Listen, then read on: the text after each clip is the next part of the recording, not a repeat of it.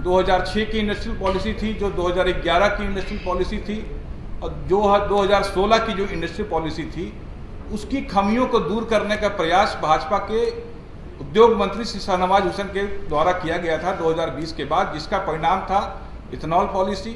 और तो और इनके सारे वक्ताओं ने, चाहे वो डिप्टी सीएम हो, चाहे वो आईएएस अधिकारी, केवल एक बात पे इनका फोकस था कि कैसे निवेशकों का डर खत्म किया जाए।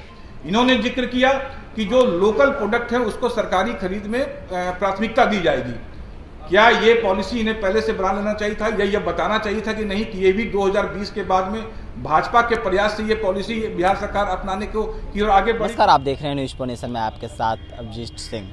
कल इन्वेस्टर मीट का मीटिंग हुआ था और ये मुख्यमंत्री नीतीश कुमार का जो सचिवालय है वहाँ पर इन्वेस्टर मीट का मीटिंग हुआ था और वहीं मुख्यमंत्री नीतीश कुमार को तमाम इन्वेस्टर को कहा था कि यहाँ सुशासन की सरकार है, आप यहाँ निवेश करिए, यहाँ किसी तरह का अगर दिक्कत होता है तो हमसे बताइए, हम देखेंगे।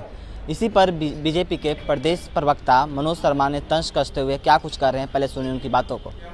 सारे पदाधिकारी, यहाँ तक पुलिस के पदाधिकारी बिहार इन्वेस्टर मीट किए और सबसे बड़ी बात कि इस इन्वेस्टर मीट में कोई नया विजन, कोई नया आइडिया, कोई नया इन्वेस्टर भी नज़र नहीं आए। जो भी इन्वेस्टर नज़र आए वो विगत एनडीए के सरकार के जो प्रयास से जो लोग आए थे उन लोगों की ही सहभागिता दिखी। मुख्यमंत्री जी ने जिन नई इंडस्ट्री की बात की उसमें इथेनॉल की बात की, उन्होंने बात की लेदर पॉलिसी की, उन्होंने बात की टेक्सटाइल पॉलिसी की, लेकिन ये बताने से गुरेज किया कि 2020 के बाद जब एनडीए के सरकार में भाजपा के पास पहली बार उद्योग मंत्रालय आया तो बिहार सरकार की जो पुरानी 2006 की इंडस्ट्रियल पॉलिसी थी, जो 2011 की इंडस्ट्रियल पॉलिसी थी और जो 2016 की जो इंडस्ट्रियल पॉलिसी थी, उसकी खामियों को दूर करने का प्रयास भाजपा के उद्योग मंत्री श्री शाहनवाज हुसैन के द्वारा किया गया था 2020 के बाद, जिसका परिणाम था इथेनॉल पॉलिसी, टेक्सटाइल पॉलिसी और लेदर पॉलिसी। नीतीश कुमार जी ने कोई नई पॉलिसी की बात नहीं की। उन्होंने बात की लॉजिस्टिक पॉलिसी की, तो उन्होंने ये बताने का कष्ट नहीं किया कि विगत हमारे ही मंत्री के द्वारा इस लॉजिस्टिक पॉलिसी को सेंट्रल गवर्नमेंट की लॉजिस्टिक पॉलिसी से पहले लाने का प्रयास किया गया था। वो प्रस्ताव सरकार के पास में है और इन्होंने इस हबड़ाहट में उस पॉलिसी का जिक्र किया। आपको इन्वेस्टर मीट के पहले ही उस पॉलिसी को इंप्लीमेंट कर देना चाहिए था, लेकिन आखिर किस बात की हड़बड़ाहट थी? इतने आनंद फानंद में इन्वेस्टर मीट बुलाया इन्होंने, और तो और इनके सारे वक्ताओं ने, चाहे वो डिप्टी सीएम हो, चाहे वो आईएएस अधिकारी, केवल एक बात पे इनका फोकस था कि कैसे निवेशकों का डर खत्म किया जाए। ये किस बात का डर था उसे भी बताने का आप लोग उनसे पूछने का कार्य करेंगे कि वो किस बात की डर की बात कर रहे थे वो निवेशकों से। और सबसे बड़ी बात कि उनके सारे वक्ता केवल और केवल मीडिया को निशाने पर लिया। आखिर यही मीडिया था जो निवेशकों के ध्यान आकर्षित कर रहा था मीडिया के माध्यम से। जब कार्य अच्छे हो रहे थे 2020 के बाद में, जब इंडस्ट्रियल क्रांति की ओर बिहार बढ़ रहा था, तो यही मीडिया बिहार का एक अच्छा पक्ष रख रहा था और निवेशक जो आए हैं वो इसी मीडिया के कारण आए हैं और आज सारे वक्ता उनके उसी मीडिया को कोस रहे थे।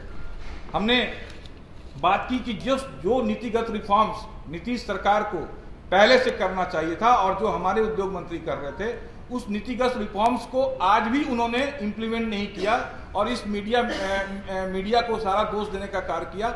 ये रिफॉर्म्स थे कि जो बियाडा की जमीनों की जो कीमत इन्होंने आसमान को इंडस्ट्री लगाना चाहे तो आपको 11 करोड़ की, जहानाबाद में लगाना चाहे तो 3 करोड़ की, आप हाजीपुर में लगाना चाहें तो मतलब इस तरह का से जमीन का जो लागत रखा था इन लोगों ने बियाडा का, वो जो नीतिगत रिफॉर्म्स हमारे मंत्री कर रहे थे, भाजपा के मंत्री कर रहे थे, उसके बारे में उन्होंने कोई जिक्र नहीं किया। इन्होंने जिक्र किया कि जो लोकल प्रोडक्ट है उसको सरकारी खरीद में प्राथमिकता दी जाएगी। क्या ये पॉलिसी इन्हें पहले से बना लेना चाहिए था, या ये बताना चाहिए था कि नहीं, कि ये भी 2020 के बाद में भाजपा के प्रयास से ये पॉलिसी बिहार सरकार अपनाने को की ओर आगे बढ़ी थी।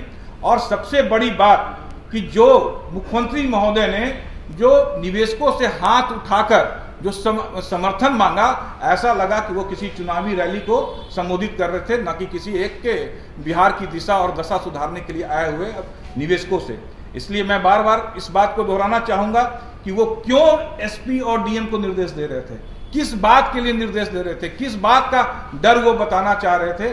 कुल मिला के हमारे नजरों में ये इन्वेस्टर मीट नहीं था, ये लॉ एंड ऑर्डर मीट था। और इनकी पूरी कथनी और करनी में, चाहे वो डीजीपी का आप देखेंगे, उनका डीजीपी का जो वक्तव्य था, किस हिसाब से वो बात कर रहे थे, डिप्टी सीएम किस हिसाब से मीडिया पे आरोप लगा रहे थे, सीएम किस हिसाब से एक एक चीज करने की दुहाई दे रहे थे।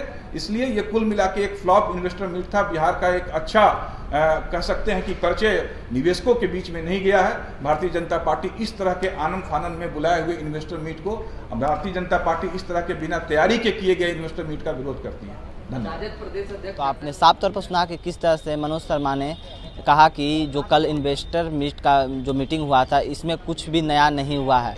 इस तमाम खबरों के लिए बने रहे न्यूज़ पर नेशन के साथ। नमस्कार।